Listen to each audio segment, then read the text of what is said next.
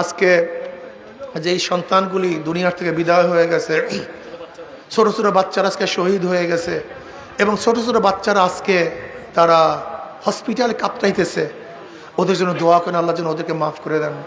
আল্লাহুম্মা আমিন।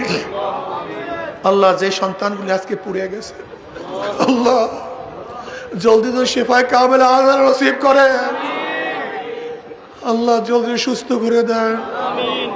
আল্লাহ যারা মারা গেছে ওদের জান্নাতের ব্যবস্থা করে দেন।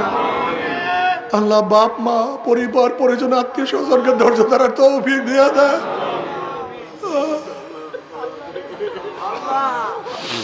আল্লাহ দৃশ্য দেখা যায় না,